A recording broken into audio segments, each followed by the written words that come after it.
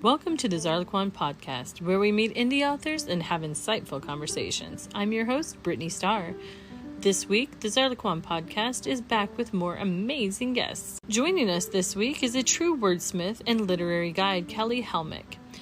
As an editor who's passionate about enhancing authors' work, Kelly has a wealth of insights to share, from maintaining the essence of a manuscript to striking the perfect balance between suggestions and creative direction. Kelly's expertise shines through. Get ready to delve into the world of editing and the art of collaboration. Join me in welcoming Kelly Helmick to the Zarlequan Podcast.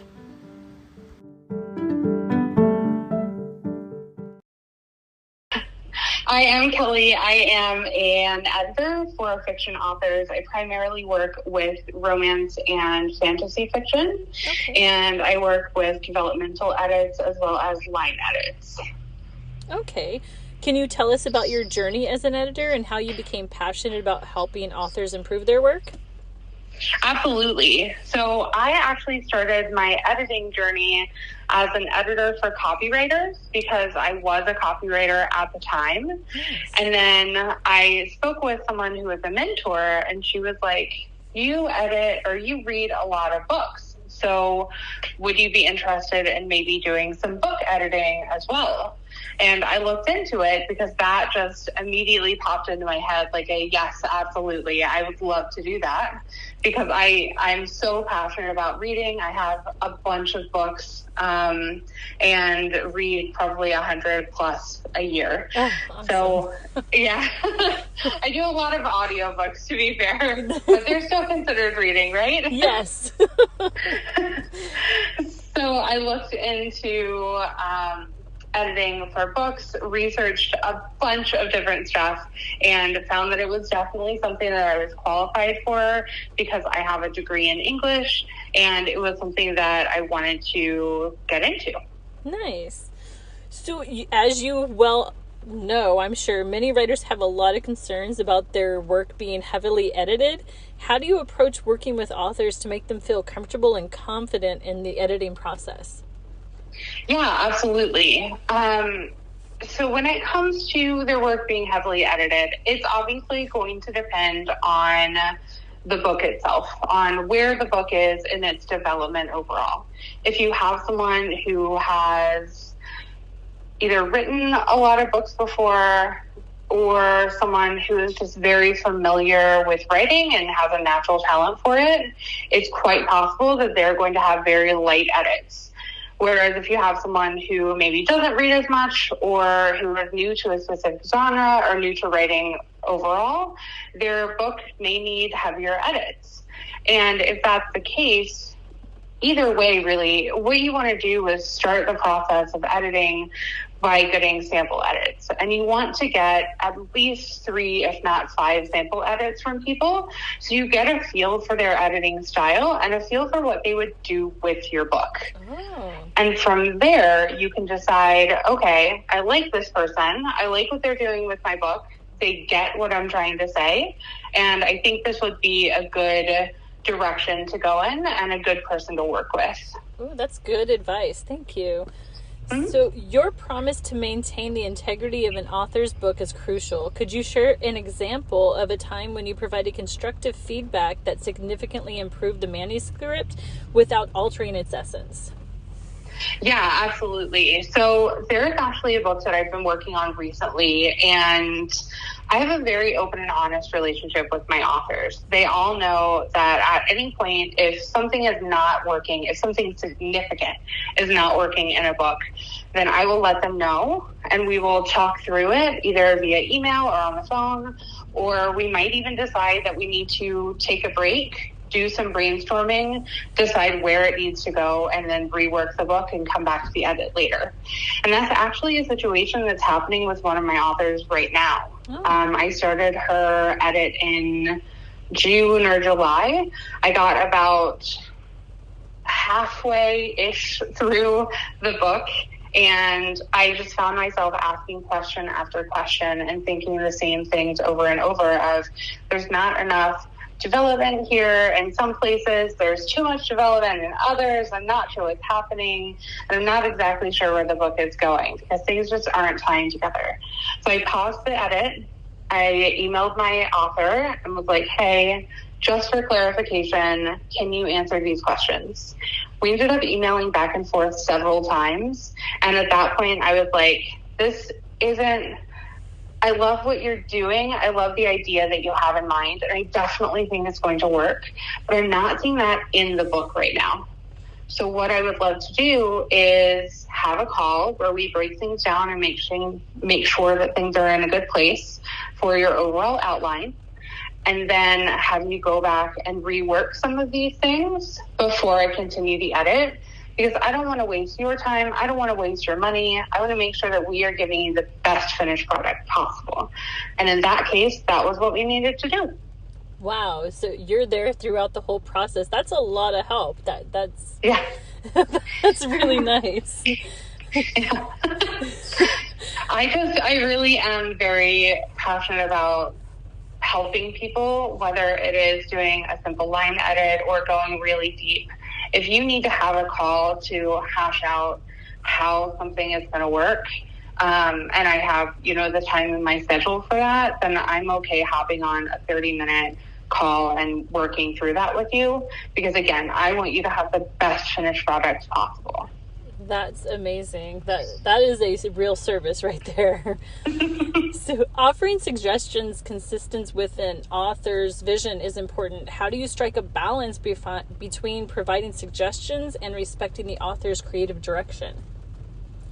Yeah, so if there's something that I think is maybe essential to the book or essential to something going on in that paragraph or in that chapter, but I'm not sure if it works, whether it's a word out of place or the meaning of something is out of context, then I don't cut it.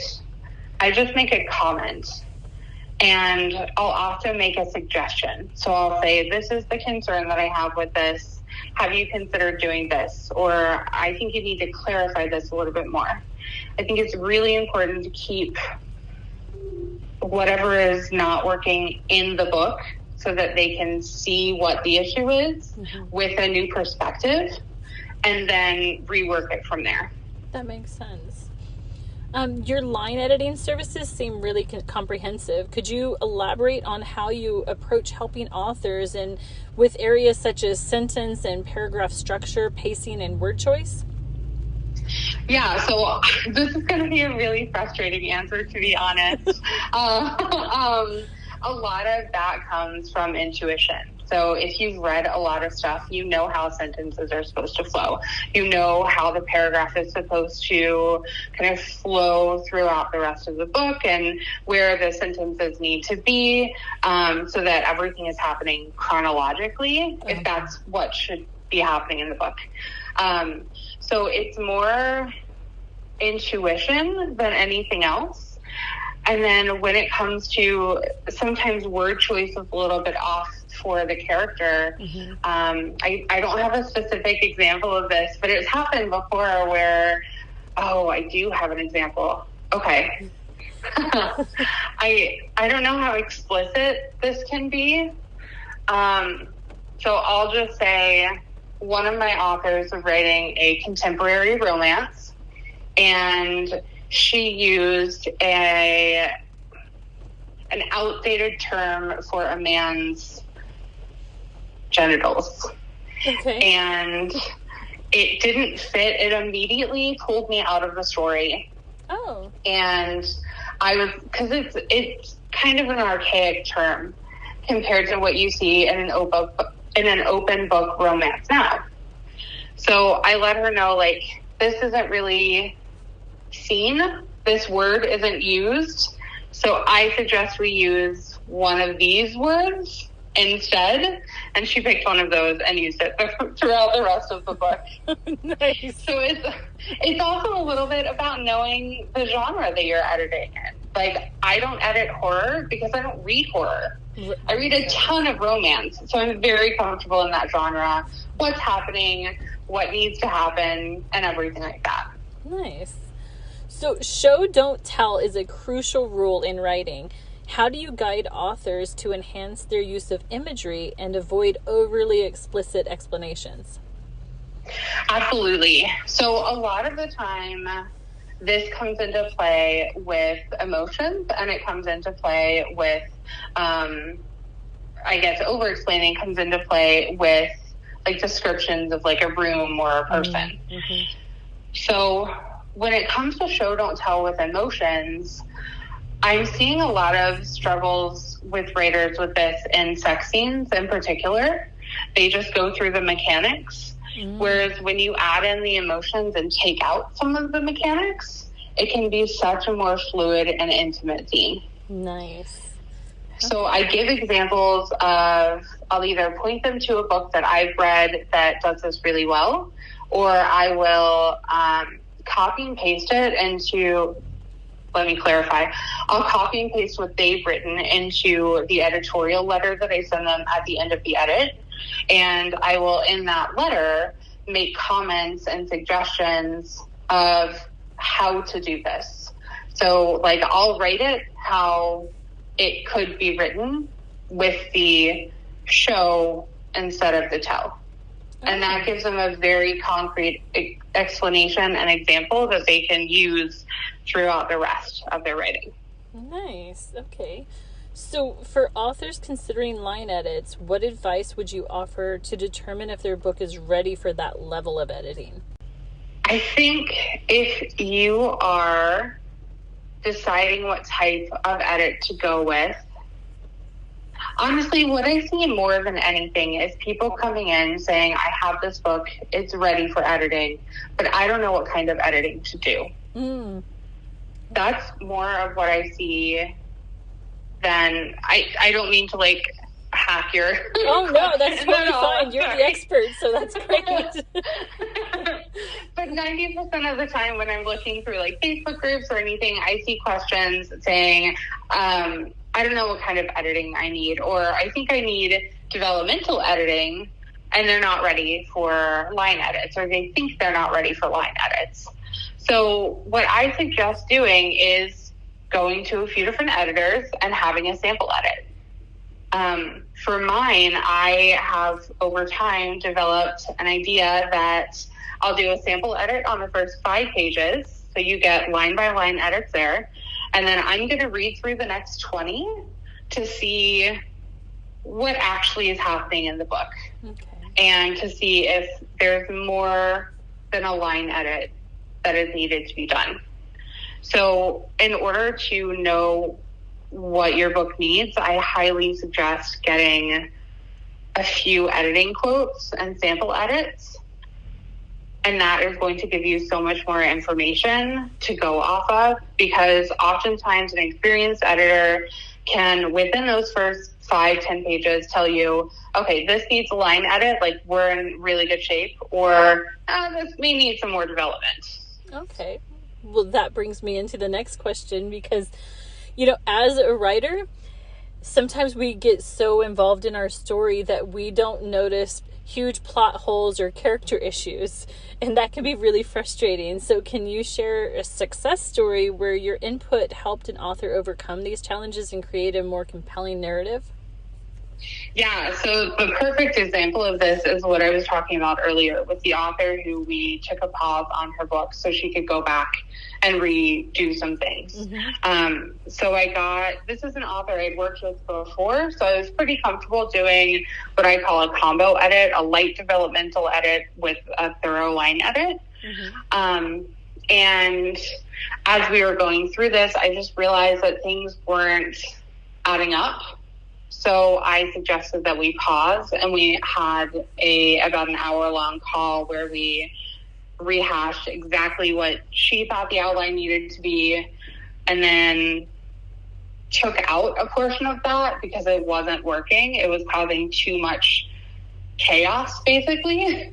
So in order to keep the integrity for the characters and the plot overall, we took out that portion, and that sped up the pacing, that worked everything out, so everything was cohesive and would be fast action like she wanted it to be. It was just the perfect idea.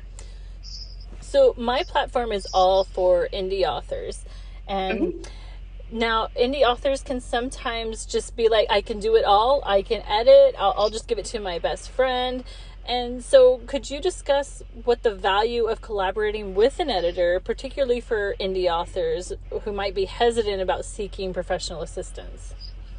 Absolutely. So if you've ever read reviews on an indie author who hasn't gotten an editor, you can tell. Because it will say, the reviews will say, oh, there were a lot of spelling errors. Oh, this didn't make sense. There was a plot hole. Why didn't he do this instead of this? Like there are going to be a lot of reviews asking questions, and all of those questions could have been answered with an edit. That's good. So how do you balance your role as an editor with your own writing pursuits? Do you find that your editing work informs your writing or vice versa?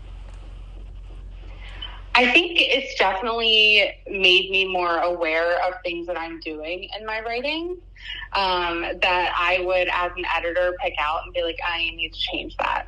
A lot comes into play when I am doing, when I'm using a lot of adjectives. I have a tendency to adjective everything, to just add reallys and just and a lot everywhere in my book. Because that's how I think, and that comes out on the page a lot of times. Yes. So as an editor, looking back at things that I wrote, I'm like, yeah, there's a lot of adjectives. I'm like, let's get those out of there. So what 3 pieces of advice would you give to a new indie author that maybe hasn't published a book, or a new published author? So if you're new and you haven't published yet, obviously my suggestion is get an editor. And my second suggestion would be to do marketing research to find out how to market your book. What do titles, or what do covers, sorry, my brain just went much there. So research the niche or the genre so that you can see what do covers look like? What are the titles going on? What are the norms? And where is the genre going right now? All of those things are really going to inform you as to how best market your book and get it in the eyes of the people who actually want to consume it. So that's 2. Third suggestion would be, I feel like it's going to come back to marketing. If you want to sell your book, you need to market it properly. So figure out how, even consult with a marketing agency who specializes in indie authors to find out how best to market your book, because your social media can take you only so far. Whether you're a new author or just getting established, you probably don't have a lot of followers outside of friends and family at this point. Mm-hmm. And that's totally okay and 100% understandable. And at the same time, you need more than that in order to build your book and get sales. Right. So marketing is super important. Okay, and can you offer a good piece of advice or encouragement for aspiring authors who might be navigating this process right now? Yeah, so my advice would be, when it comes to editing, to not take feedback personally. I know that this is your baby. You worked possibly years on it, developing it, putting the words on paper, editing it, going through beta reads, all of that. So I know it's really hard to pull yourself away from that personal reaction, but especially when you're getting edits back, if you're with the right editor, they are keeping an eye out for your baby as well. They want the best for it. So try to take that personal out in order to see the different perspective that an editor is giving you so that you can get the best finished book possible. And now, Kelly, how can we get a hold of you if we want to choose you for our editor? Absolutely. So you can find me on my website, which is dogstarcreativeco.com/authors. You can also find me on Instagram at dogstarcreativeco.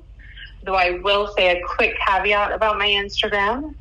90% of that is about coaching because I'm a business coach as well. Oh, okay.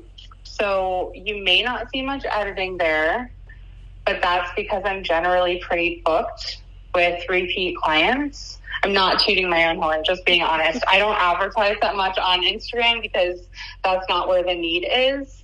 But you can definitely find me there and reach out and DM me there as well. Okay, and we will also have links to all of your sites on Zarlequan.com on your profile as well.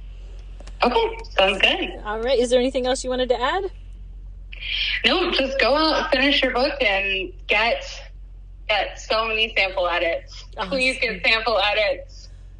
So that's a good question. Where can people go for sample edits? Do you just find any editor and ask them for a sample?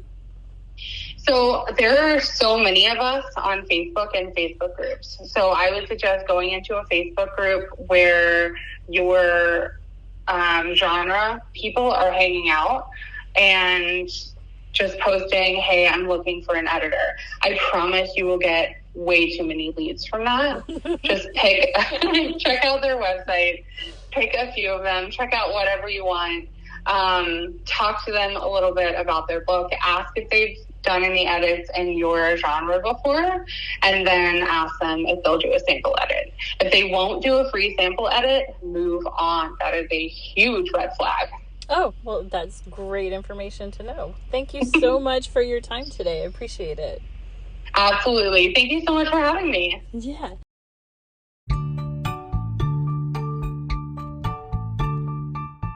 This week, we also have special guest Melissa Griffiths, a passionate advocate for transgender rights and inclusion. She is here to share her incredible journey and wisdom from her personal experiences to her impactful initiative. Melissa's story is one of resilience and positive change. And that's not all. We're shaking things up a bit this week with a guest host, Brad Schuhler, from the new podcast, Masculine Mindset. Together, Melissa and him will dive into diversity, inclusion, and advocacy, discussing strategies for creating more accepting workplaces and understanding gender identity. Join Brad and Melissa right now.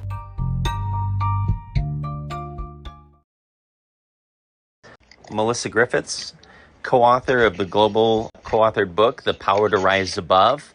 She's the most dedicated and inclusive transgender advocate in 2003. Also a finalist in the 2023 Victorian Pride Awards as far as outstanding contributions to the media category, and a transgender authority and ambassador. Mm-hmm. So welcome. Thank you. Thank you for having me on today. You're very welcome. So basically, I started transitioning back in 2014, living full-time as a trans. Well, that's when I made the decision, I should say, after my dad was dying of cancer and died the following year, so I made the decision to stop living part-time, because up to that time I was living part-time and probably hiding it from everyone, though probably some people could guess it at work. So I started the process of transitioning at work, and some of the comments or questions got in the workplace sort of raised my eyebrows, and sort of a lack of policy around it in some workplaces at that time was also a bit frightening. So I guess that sort of helped me embark me on the decision to try and raise more awareness. And through my experience of telling the racing club, the Victoria Racing Club, where I'm a member of, that what was happening, to get something introduced around their policy and guidelines around gender identity, sort of highlighted the need for more work in that space. So that's basically sparked my beginning of doing speaking and writing in the media and speaking on radio, TV. That's cool. I mean, not necessarily the circumstances and, you know, your father's death, but oftentimes situations like that will kind of inspire you to make the most out of your life. It was kind of that sort of thing for you, or?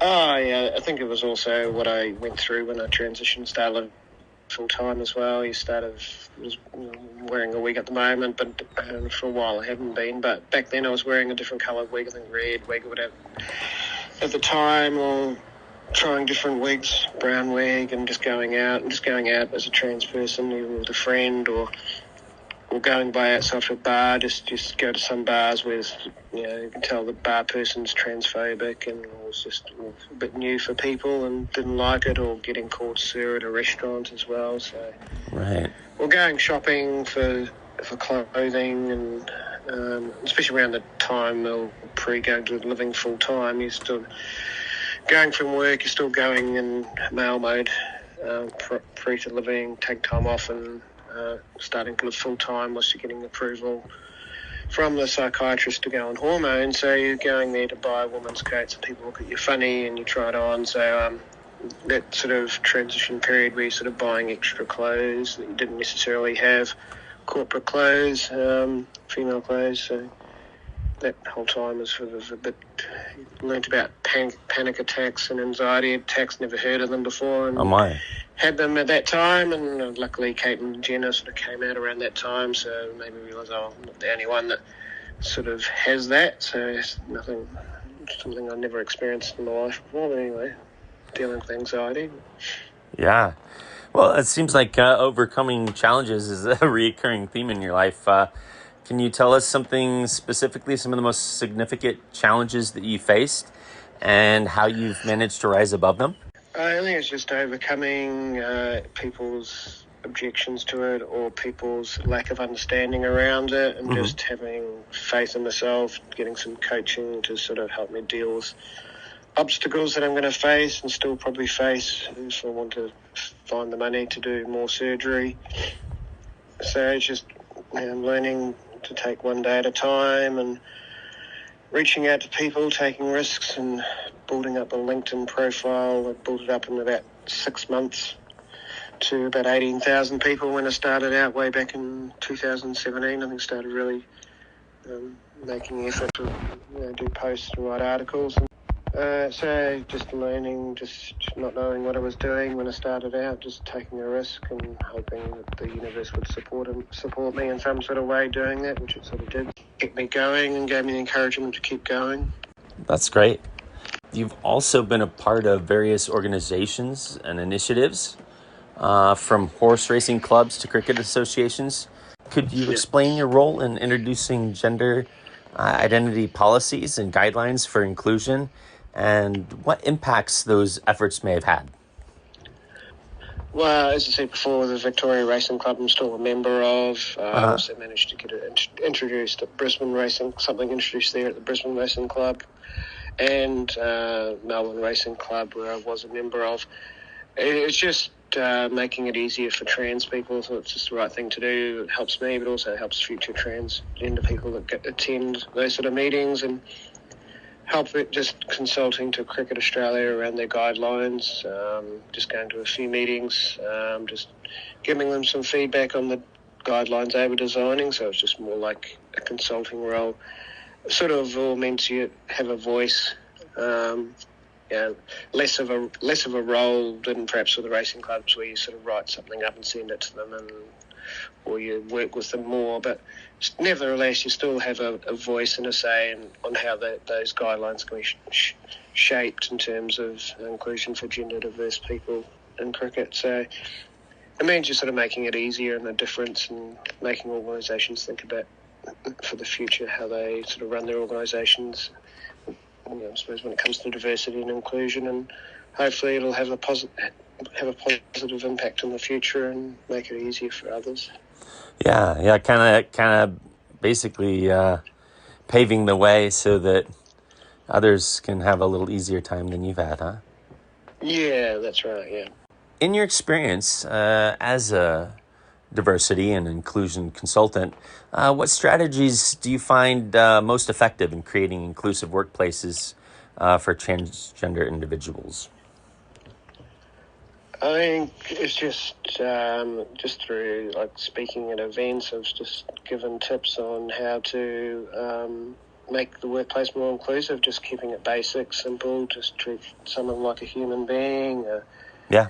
Think of from their point of view, if they're transitioning from male to female and they're going to work as a female, don't call them dude like you might have in the past. Just thinking about the little things and just making sure that it's driven from the top. In terms of diversity and inclusion policies, just making the workplace more inclusive world, it's got to be driven from the top, and it's not just got to be a policy that sits on the shelf and sits there gathering dust and just ticks a box. Right. Make them look good. And actually, you've got to be practical. It's got to be, if it's a larger organisation, making sure there's some sort of network for LGBTIQA plus people, and people feel welcomed when they go to that organisation. And I suppose for trans and gender diverse people, being able to come to the work, especially if someone's gender fluid, being able to come to work as themselves and having the systems in place to support that, whether it's HR or pay or just in general in the workplace, and dealing with people that may not necessarily agree with it or understand it, and just having support networks in place for them. Yeah, that's definitely important to have a support network. Your advocacy work spans a wide range of topics, from bullying to gender identity. How do you prioritize and approach these various issues in your efforts to raise awareness? I think it's all been part of my story, is when I've shared a story talking about about my journey transitioning, you sort of bring it into it. Or if I've written about leadership, I did a leadership course, an LGBTI one with Leadership Victoria, the first one years ago. So at the time I felt at certain times I felt like writing about leadership, being accountable, honest, vulnerable. So I've written even just LinkedIn articles on that. And so I found by doing that sort of helps me with my writing and learning more about leadership and learning more about myself and my leadership qualities, and getting back to around diversity, inclusion and advocacy. You can quite often mould it into one. You can talk about bullying, harassment, and that's been part of my experience whilst I've been transitioning or been out somewhere. So you can sort of mould some things into one sometimes. Obviously talking about effective advocacy, I talked about that one time. That's sort of talking about things you need to think about, building up your social media, building your network, learning about disbehaviour patterns. So you learn about how to treat others as not as the way they want to be treated. We're often taught, treat others as the way you would treat you'd want to be treated, but you've got to treat them as the way they want to be treated, because look at Donald Trump. He's straight to the point, a results person. And if you go to him and start some airy-fairy story, if you're trying to sell him something, then like if you're a high-eye promoter type, he's not going to listen. So you've got to talk to people in their language. So learning those sort of skills as well helps being a more effective advocate as well. So learning a bit about the other person you want to talk to or advocate to as well, understanding them a bit. Definitely important. Talking to people in the language that they understand, right? Yeah, that's right, yeah. Speaking their language, yeah. Yeah. Media platforms have been crucial for spreading awareness. How do you navigate the challenges and the opportunities that come with being a media commentator and appearing on various shows? I think just selective as well. I haven't done very little media this year, I should say. I wrote this first one I've done for a while, but I wrote an article early this year, and I think I did in June was the last time for Pride Month in India, and I've done some speaking this year, but not as much as I've done in the past years, which is probably good for my mental health and physical health. But it's just figuring out what you think you should, if you see something you should that you want to talk about, figuring out how to get your message out there, whether it's just a LinkedIn article I subscribe to a thing called Source Bottle, which has media call-outs. So if you see in that email something that you think you should, if it's a media call-out, commentate on, just put your name up. You may not necessarily get selected to write for that article, or if you find a online website that may not be anything to do with gender identity, but they're looking for someone talking about mental health or trans people, or something you've been through, like bullying, then you sort of write to them, see if they'll let you write an article for their blog post or website. So just figuring it out along the way and learning what this year. It's been good taking time out away from it and time out for yourself. Gotcha, and that's probably one of the many ways that you harness the power of social media to amplify your efforts and connect with a broader audience. Using Facebook groups, posting pictures of myself. Like, obviously, it's meant I've changed my number once because I've been bullied and harassed and told I killed myself one night by a young couple. In between COVID lockdowns in Melbourne, they contacted me and I went from there. But generally, most people are positive. In some Facebook groups, one's banned me because they said they're aware of my business and brand, which I thought was quite funny because I'm just relying on a normal full-time job at the moment. There's not much business income coming in, but I'm sure that'll change. But speaking at the moment, things are quiet. But it's just learning how to use it, and then you get recognised in the street wherever you go. If you go to a club, you get recognised from a Facebook group. So sort of having a positive impact indirectly. People say, I wish I was as confident as you. So you're making people think about their confidence. And right. It's really nothing to do with trans. It's just maybe, say, thinking about how they can become more confident or having a positive impact on them. So, which I never really thought about. It was just an indirect result of what you do. That's a pretty cool result, though, huh? Yeah, no, it is. You don't think about that when you set out about something passionate, and then people come up to you, oh, wow, Brad, I wish I could do that. I wish I had your confidence. Oh, okay. Just so that you.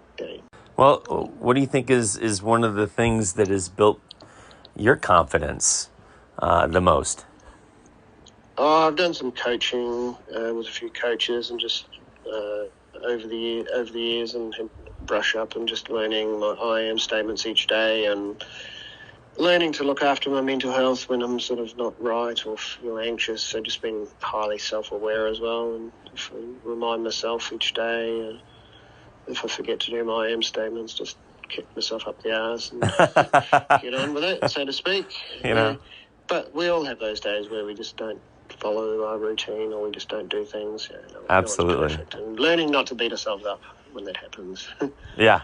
Can be hard sometimes. Yeah, it definitely. Or things don't go our way, or not getting enough media attention, or speaking, or you're not. Things sort of aren't flowing like they used to last year because of the economic slowdown or whatever reason it is. So it's just learning not to, accepting that sometimes things are out of your control, and just keep moving forward slowly and have a breather. Yeah. It's definitely good to pace yourself, right? Well, it is, isn't it? Yeah. Yeah. Definitely. That's a little self-care is absolutely just as essential as everything else.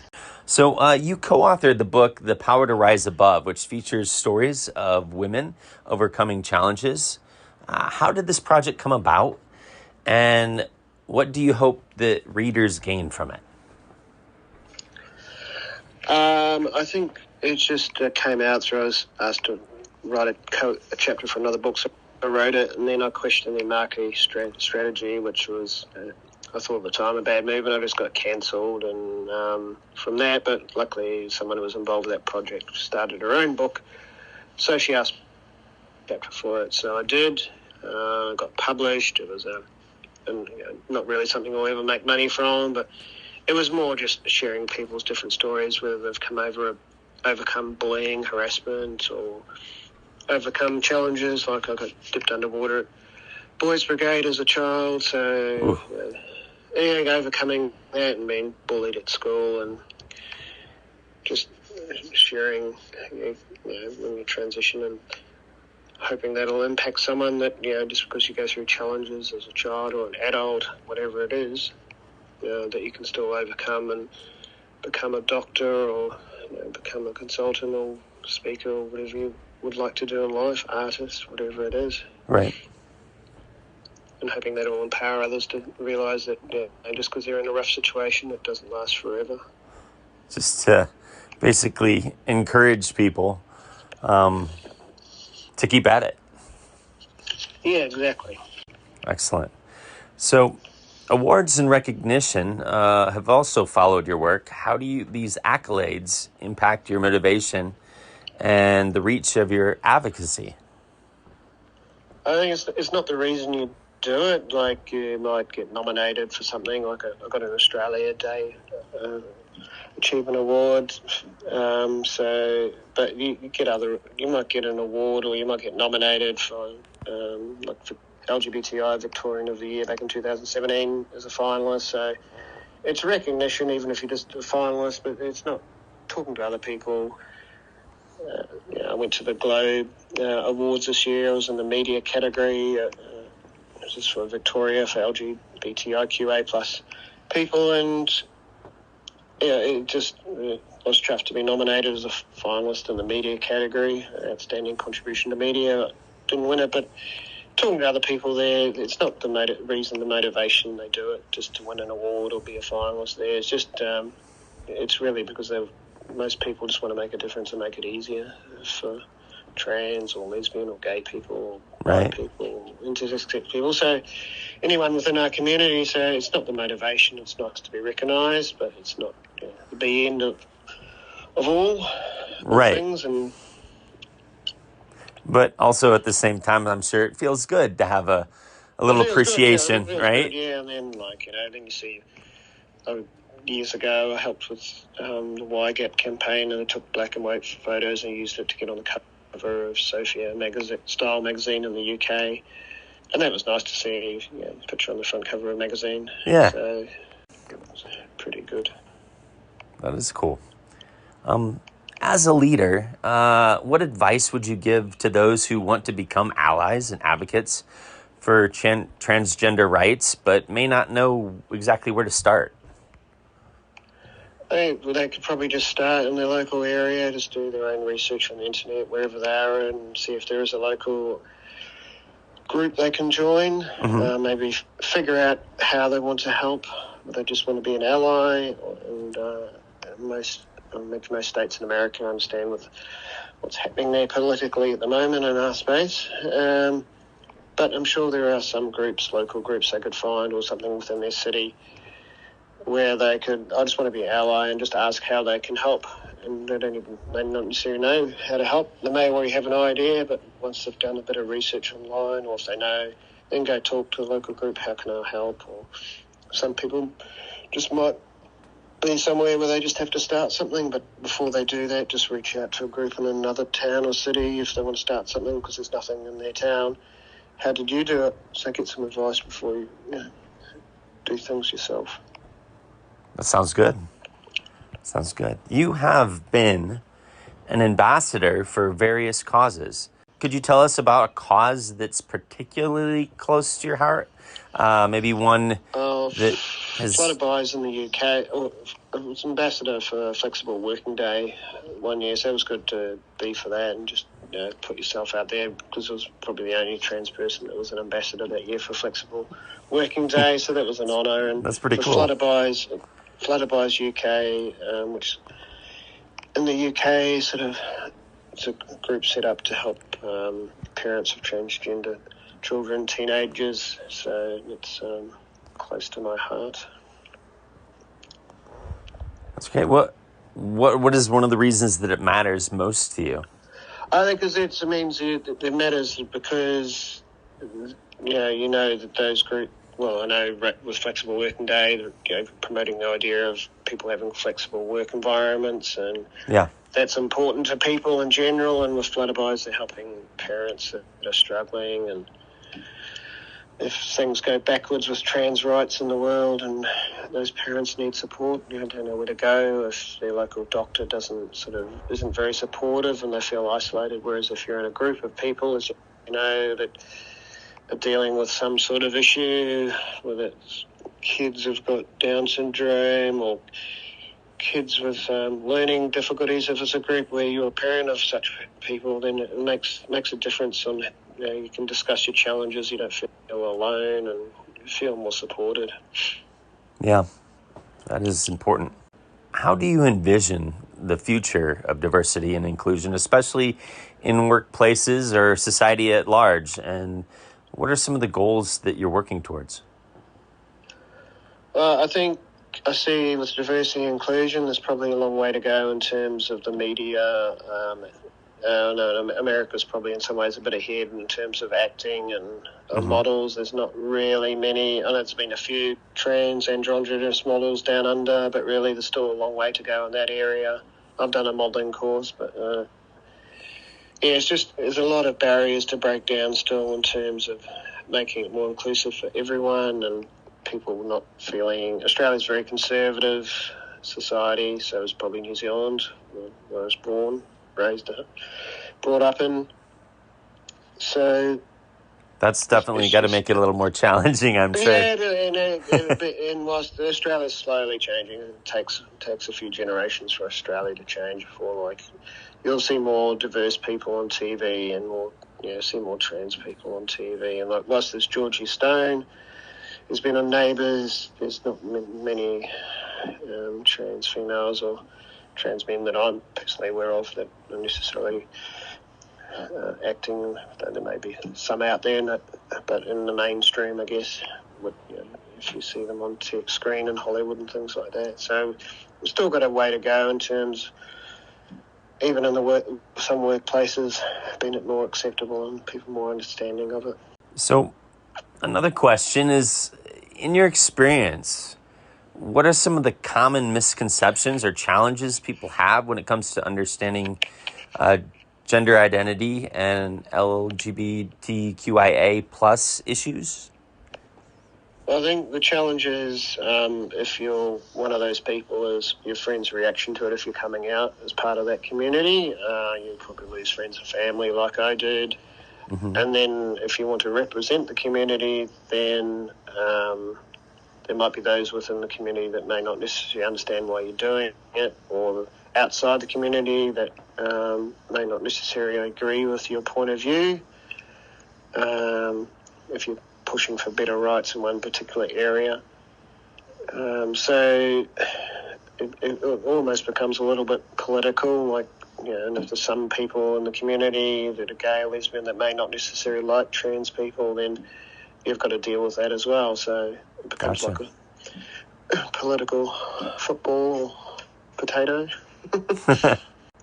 Well, your journey has been certainly marked by resilience and strength. What personal practices or philosophies have helped you maintain a positive outlook during challenging times? Doing the coaching, just like I said before, learning to take time out, which I've done a lot of this year, and learning to, even when I was busy, learning to self-reflect and learning just to have quiet time by yourself and make the time for that. And still do the things, get out and see people occasionally, or go out for dinner, or just go down to your local Pride bar and just see people you haven't seen for a while, even if it's just acquaintances or friends that you only see there. So just remembering those things and taking one day at a time. That makes a lot of sense. Taking the time to take care of yourself and connecting with people that matter. Those are definitely important. Yeah, that's right. Yeah, and then obviously sometimes I've learned, family and friends may disappear or may not disagree with who you are. Right. And some people just friends for a while and they just quietly vanish. Post-COVID, I think it's happened to a lot of people. Just people are just being cancelled or just quietly disappeared out of someone's life. So, yeah. And then you realise, that person's only meant to be in my life for a certain period of time and they've moved on. So recognising that as well sometimes can be hard and makes you feel a bit isolated, but just once you recognise it, you can move on yourself. That is true. Well, Melissa, is there anything you'd like to add or share with our listeners? I think just recognise it's harder for older trans to transition. The costs are horrendous. I've already taken nearly 20 grand out of super to pay for my breast surgery. It's horrendous, and I haven't had any more surgery because you've got to leave some money in your super for when you retire as you get older, and just recognise we may not look all like 21-year-old supermodels, but whatever some men's idea of what we should look like, Barbie dolls or whatever. So just have a bit of empathy for us, and just to start not judging people, anyone from diverse backgrounds or gender diverse people, and just understand that's what way they are. Have a bit more empathy in the world. Yeah, that is so true. People can find me on Facebook and Twitter and on the website under melissagriffiths.com.au, so people can find me there. I'm on LinkedIn as well.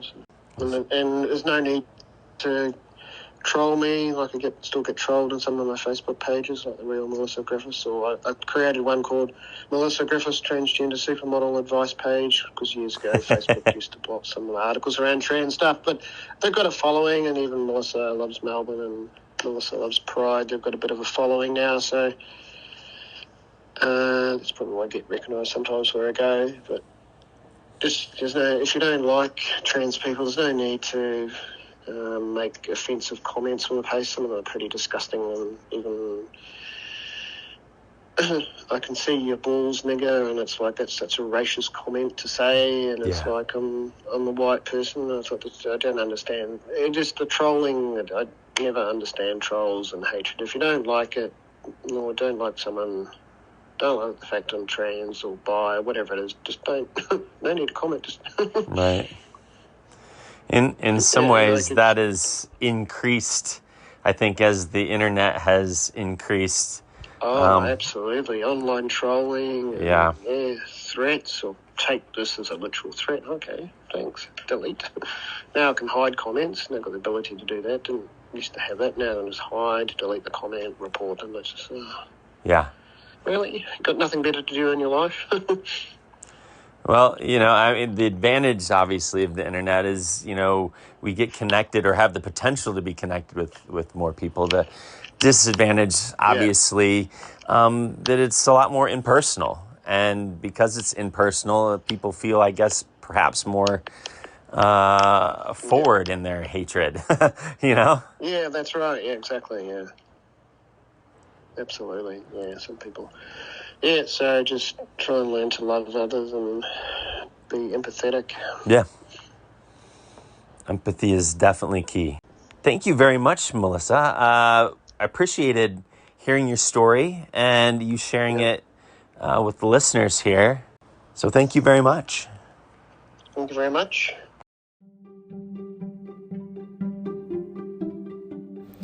Thank you for joining us on this enlightening episode of the Zarlequan Podcast.